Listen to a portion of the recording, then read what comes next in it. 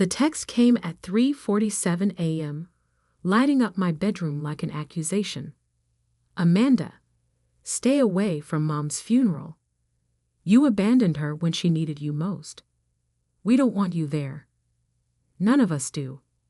I stared at my sister's words until they blurred, thinking about the $4,300 hospice bill I paid last week.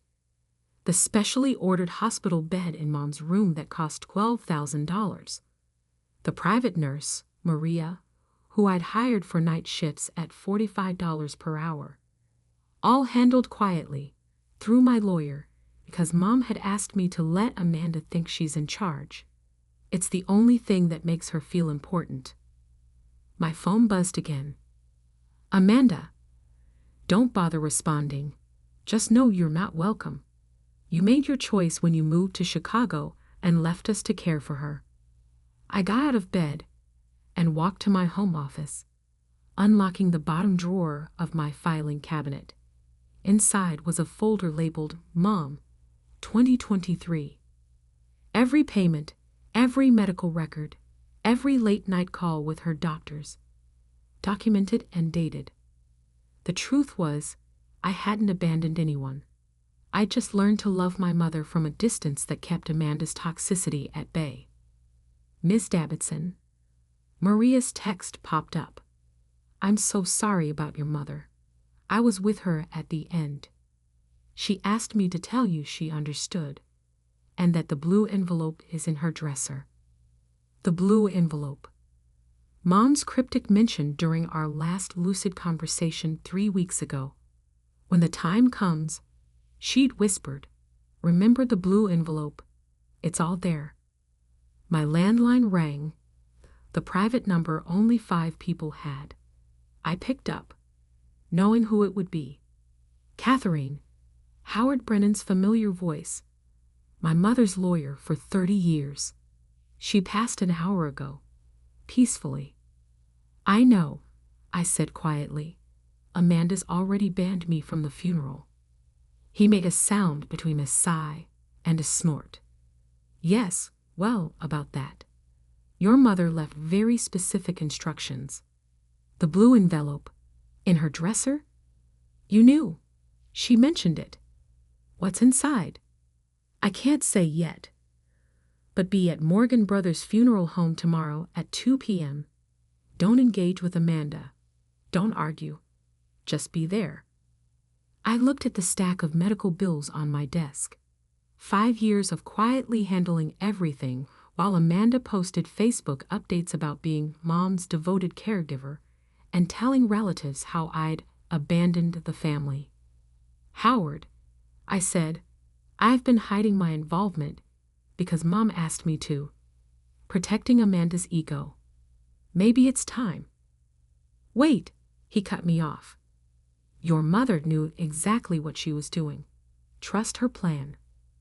After hanging up, I opened my laptop and clicked through photos from the last 5 years.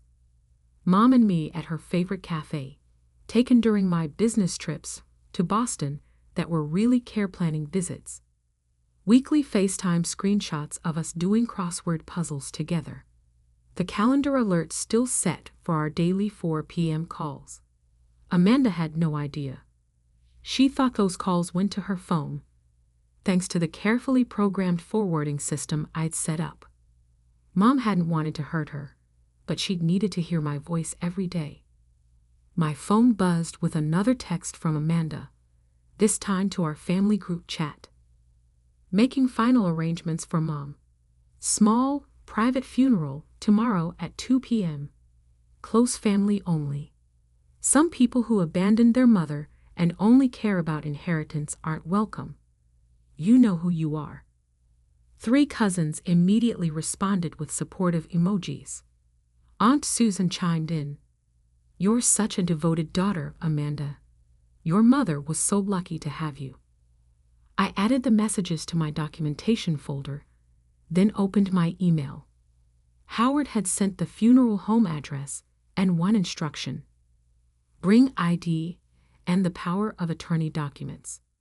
At 1:45 p.m. the next day, I parked across from Morgan Brothers' funeral home.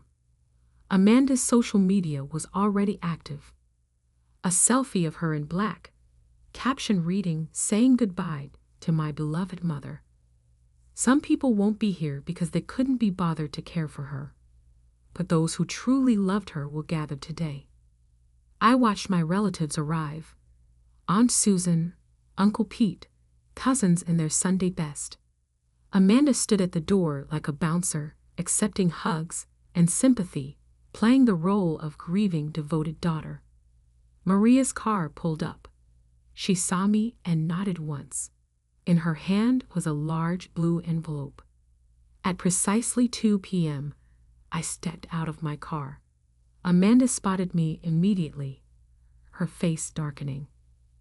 "How dare you?" she hissed, moving to block the entrance. "I told you to stay away." Behind her, Howard appeared in the doorway. "Actually, Amanda, Catherine is not only welcome, she's required to be here. Your mother's explicit instructions." "Mom would never," Amanda started. "Mom did," I said quietly, pulling out my phone. "And before we go in, you might want to see exactly what she wanted everyone to know." I held up the screen, showing 5 years of receipts, medical orders, and daily care logs. Amanda's face went from angry to pale in seconds. "That's not possible," she whispered. "You abandoned us. You left. Everyone knows." "Everyone knows what you told them," I corrected. "Mom knew the truth. And apparently," I nodded toward Maria and the blue envelope, "she documented everything." Howard cleared his throat. "Shall we begin? There's quite a lot to discuss." Amanda's carefully constructed narrative was about to shatter. And for the first time in 5 years, I didn't have to pretend it wasn't there. The funeral home's reception room felt too small for the weight of secrets it was about to hold. Family members shifted uncomfortably as Howard asked everyone to be seated, his briefcase and Maria's blue envelope sitting ominously on the podium. "Before we proceed with the service," Howard began, "Margaret Davidson left explicit instructions about how this day should unfold." Amanda tried to interrupt. "We don't need to." "Actually," Howard cut in firmly, "we do. It's a condition of the will." He opened the blue envelope first, removing a USB drive and a handwritten letter. "Margaret recorded this video 3 months ago. She was of sound mind, with 2 physicians and myself as witnesses." The projector hummed to life, and suddenly Mom was there on the wall, thin but clear-eyed, sitting in her favorite armchair.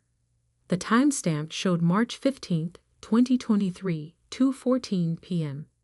"If you're watching this," she began, "I'm gone, and Amanda has probably already tried to prevent Catherine from attending my funeral."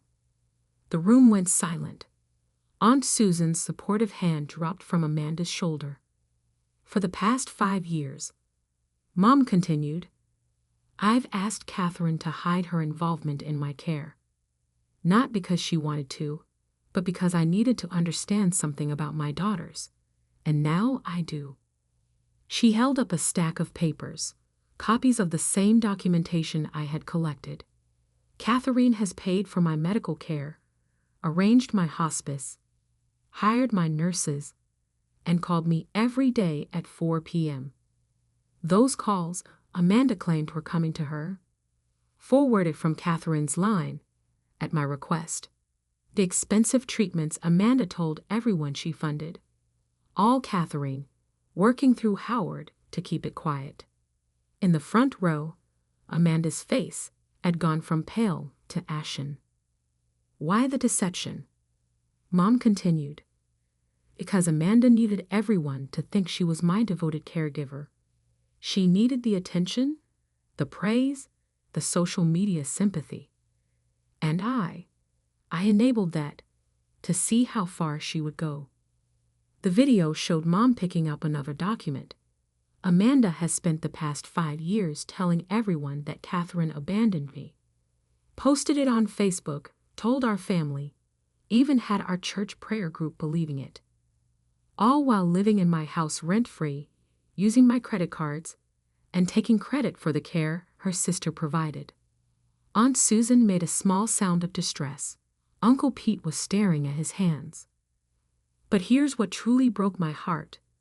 Mom's voice hardened slightly. Last month, Amanda sold my wedding ring collection, pieces I specifically told her were meant for Catherine. She claimed I had given them to her, then used the money to take a cruise. She posted photos of that cruise the same week Catherine was quietly paying $23,000 for my new heart medication.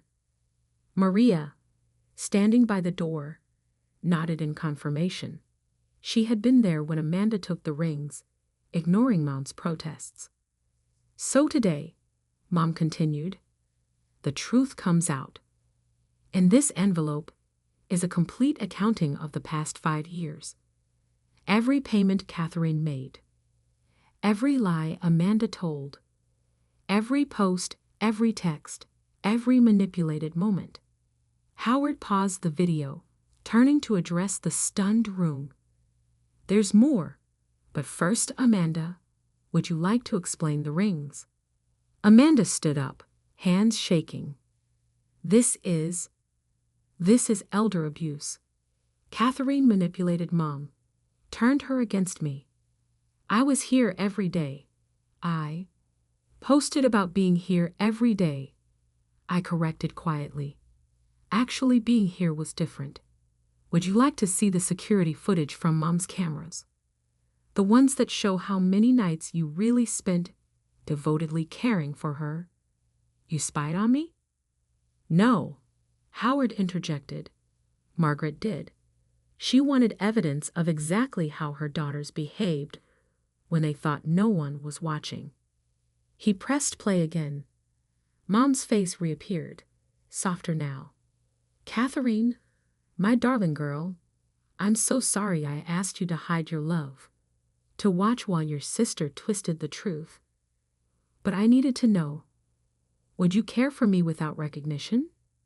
Love me without praise? You did, every day. Tears I hadn't expected slid down my face. Amanda, Mom continued, I love you. But this performance you've created, this false narrative about your sister, it ends today. The truth is in this envelope, and the consequences are in my will. The video ended. Howard opened his briefcase. The will reading follows the funeral, he announced. But Margaret wanted everyone to know exactly why things are divided as they are. No contests, no confusion, no manipulation of facts. Amanda sank back into her chair, her carefully constructed world crumbling. The relatives who had been comforting her moments ago now sat with visible discomfort, processing 5 years of manufactured drama. Maria stepped forward, adding a thick folder to Howard's stack. I have the nursing logs, she said clearly. Every visit, every payment, every time Amanda said she was here, but wasn't. And every time Catherine called, visited, or arranged care while asking us to let Amanda take the credit. Aunt Susan was crying quietly. Uncle Pete had moved to the back row, avoiding everyone's eyes. Our cousins studied their phones, probably deleting supportive comments from Amanda's posts. Howard gathered his materials. The service begins in 20 minutes. Margaret asked that we all sit with this truth before saying goodbye. She wanted honesty in her farewell. As the family filed out to the main chapel, Amanda grabbed my arm. How could you do this to me? She hissed. I gently removed her hand. I didn't do anything to you, Amanda. I just loved Mom quietly while you loved yourself loudly. She figured out which one mattered more. The blue envelope sat on the podium, 5 years of truth finally set free. And somewhere, I hoped Mom was smiling. The funeral service itself, was a study in uncomfortable silences. Amanda sat in the front row, no longer the confident director of events, but a woman watching her carefully curated image dissolve in real time. Every time someone mentioned Mom's devoted care, the words carried new weight, heavy with exposed truth. I delivered my eulogy second, after Amanda's performance of grief that now rang hollow to everyone present. Mom taught me that love doesn't need an audience. I began, touching the podium where her photo smiled at the gathered family. She showed me that real care happens in quiet moments, in daily decisions, in choosing to do what's right even when no one is watching, especially when no one is watching. From the corner of my eye, I saw Maria nodding slightly. She held a tissue to her eyes, perhaps remembering all those nights when I'd called to check on Mom's comfort, always asking her to let Amanda take credit for any improvements. The last time we spoke, I continued, Mom told me about watching the sunrise through her window. She said, Katie, some people need to paint their names across the sky to feel important.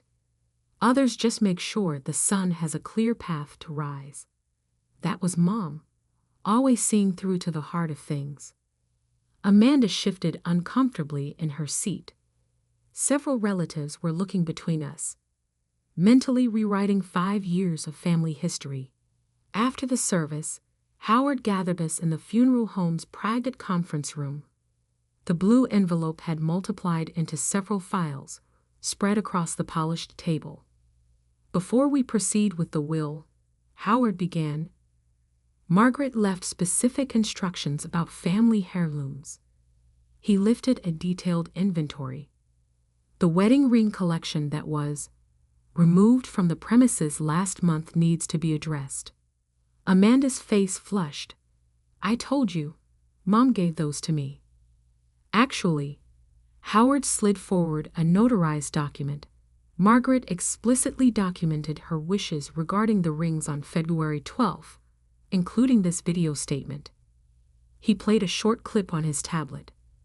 Mom, sitting in her hospital bed, spoke clearly. I want it known that my wedding ring collection, including my grandmother's sapphire band, is to go to Catherine. Amanda was informed of this multiple times. The rings were sold to Cartwright Jewelers, I said quietly. I have the transaction record. $47,000 deposited to Amanda's personal account on March 3rd, the same day she posted photos from her Caribbean cruise. That money needs to be repaid. Howard stated firmly. It's listed as theft in the will, not inheritance. Amanda stood up so quickly her chair scraped the floor. This is ridiculous. I took care of her. I was there. Everyone saw my posts, my updates, your performance, Maria interrupted, speaking for the first time. I saw the reality, Amanda. I was there for the actual care, not the photo ops. Would you like me to share the visitation log? The nights you were too busy, while Catherine arranged everything from Chicago. Margaret kept meticulous records. Howard continued, opening another file. Here's a breakdown of expenses for the past 5 years. Catherine's contributions total $486,000. This includes medical care, home modifications, private nursing, and specialized treatments. Amanda's contributions, he paused, checking the figure, show a negative balance of $68,000, representing unauthorized credit card charges and personal expenses charged to Margaret's accounts. The room fell silent, except for Amanda's rapid breathing. Additionally, Howard lifted another document. Margaret recorded every instance of Catherine's involvement that Amanda claimed as her own. 57 Facebook posts taking credit for care arrangements Catherine made. 32 family emails describing devotion that camera footage proves didn't exist. and one particularly concerning Instagram campaign soliciting donations for medical expenses that were already being paid by Catherine. "That's fraud," I said softly. "The donations, Amanda. What happened to that money?" She wouldn't meet my eyes. Howard answered instead. "According to bank records, $23,400 was raised through Amanda's social media appeal. The funds were used for a down payment on her new Mercedes." Aunt Susan gasped. She had donated $5,000 to that campaign. "Here's what's going to happen," Howard stated, his tone leaving no room for argument. "The will reading follows shortly, but Margaret required these issues be resolved first. Amanda, you have 30 days to repay the ring money. Return the donated funds to all contributors with a full explanation, and post a public correction about Catherine's role in Margaret's care. And if I refuse—" Amanda's voice shook slightly. Howard smiled thinly. "Then we proceed with legal charges for theft and fraud." Margaret was very thorough in protecting Catherine's reputation once the truth emerged. I opened my phone's photo gallery, finding the last picture I had taken with Mom. It was during a quiet moment 3 months ago, both of us working on her favorite crossword puzzle. No social media posts, no audience, just love.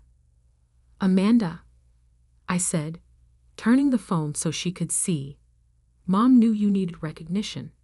She understood that. But she couldn't understand why you needed to destroy me to get it." "I didn't," she started, then stopped, staring at the photo. "When was that taken?" "I thought I was there that day." "You were in Cancun," Maria provided. "Catherine flew in specifically because you had a beach trip planned during your mother's chemotherapy week." Amanda sank back into her chair, the weight of exposed truth finally becoming real. Howard gathered his files. "The will reading begins in 10 minutes. Margaret suggested we all take a moment to reflect on what real devotion looks like." The room emptied slowly, leaving me alone with the evidence of 5 years of quiet love. On the table, Mom's photo seemed to wink at me, as if to say, "The truth may whisper, but it never stays silent forever." The will reading was everything Mom had promised in her video: methodical, clear, and impossible to contest. Howard delivered each revelation with the precision of a surgeon, cutting through years of deception. "The family home at 1542 Maple Grove Road," he began, "is transferred to Catherine Davidson, along with its contents, excluding personal items specifically listed in Appendix A." Amanda's sharp intake of breath echoed in the quiet room. She'd been living in that house rent-free, claiming she needed to be close to Mom. Margaret's investment portfolio, valued at approximately $2.1 million, is to be divided as follows. Howard continued. 80% to Catherine Davidson, in recognition of her financial support and care. 10% to a medical care trust for future family needs. The remaining 10% to Amanda Davidson, contingent upon full repayment of unauthorized expenditures and completion of the previously discussed public corrections. I watched my sister's face transition from shock to calculation. Even now, she was probably figuring out how to spin this, how to play the victim one more time. Additionally, Howard lifted another document. Margaret left specific instructions about family history and photographs. All digital assets are to be transferred to Catherine's control, with a requirement that false social media posts about Margaret's care be removed and corrected. "You can't control what I post," Amanda protested weakly. "No," Howard agreed, "but Margaret's estate can sue for defamation if you continue to misrepresent events." She was quite clear about that. The next hour unfolded like a careful demolition of Amanda's carefully constructed narrative. Every account, every heirloom, Every piece of Mom's life had been designated with purpose, not just distributing assets, but restoring truth. Maria provided a final statement about Mom's last days. Margaret was at peace with this decision, she said softly. She told me, "My greatest gift to Catherine is letting everyone finally see her heart. My last lesson for Amanda is showing her that truth doesn't need an audience to matter." 2 weeks later, I stood in Mom's, now my, kitchen, sorting through decades of memories. The house felt different without the hospital bed in the living room, without the constant beeping of medical monitors. Amanda had moved out silently the day after the funeral, leaving behind only a trail of expensive shopping bags and unpaid bills. My phone buzzed with a notification. Amanda had finally posted her required public statement. In light of recent revelations, I need to correct some things I've shared about my mother's care. While I'd presented myself as her primary caregiver, it was actually my sister Catherine who provided and funded most of Mom's medical support. I took credit for her contributions and misused funds intended for Mom's care. The truth is, Catherine never abandoned our mother. I abandoned my integrity. I'm sorry. The comments were a mix of confusion and dawning understanding. Aunt Susan had added a long post about learning the difference between performance and devotion. Uncle Pete shared the nursing home's official statement, praising my extraordinary behind-the-scenes support. I closed the social media apps and opened my email instead. Howard had forwarded the first round of repayment confirmations. Amanda returning donations to everyone who had contributed to her fraudulent fundraiser. The ring money was still outstanding, but Cartwright Jewelers had agreed to help track down and recover the pieces that hadn't yet been resold. Maria stopped by that evening, bringing a final box of Mom's medical records and a surprise, a journal she'd kept during her night shifts. "Your mother asked me to give you this after everything was settled," she explained, handing me a worn blue notebook. She wrote in it every night, documenting the truth she couldn't share yet. Later, after Maria left, I sat in Mom's favorite window seat and opened the journal. Her familiar handwriting filled page after page. Catherine called again tonight, checking every detail of my comfort. She thinks I'm asleep when she talks to Maria about treatment options, but I hear the love in every question. Another beautiful care package arrived from Chicago today. Amanda took photos with it for Facebook, but it was all Catherine. My brilliant Katie, hiding her light so her sister can shine. But a mother knows where the real light comes from. The last entry was dated just 3 days before she passed. I've spent 5 years watching one daughter build a fantasy while the other built a foundation. Catherine understood that love doesn't need likes or shares or public approval. She just loved me, quietly and completely. The truth is finally ready to be heard. I closed the journal, holding it close to my heart as tears fell freely. On the kitchen counter, Mom's favorite teacup sat where she'd last left it. I filled it with her preferred chamomile blend and settled back into the window seat. My phone buzzed one final time. A message from Howard. "Margaret left one last thing for you. Check the blue envelope's inside pocket." There, tucked in a corner I'd somehow missed, was a small handwritten note. "Katie, my love. Some people need spotlights to feel seen. You taught me that real love shines brightest in the quiet moments. Thank you for letting me protect Amanda's fragile ego one last time. Now it's your turn to step into the light. All my love. Mom." I sipped Mom's tea from Mom's cup in Mom's window seat. Now mine, all mine, earned through love rather than performance. Outside, a family of cardinals settled into the bird bath I'd had installed for her last spring. No one would post about this moment. No one would claim credit or seek attention. And that, I finally understood, was exactly how Mom wanted it. Real love doesn't need an audience. It just needs to be true.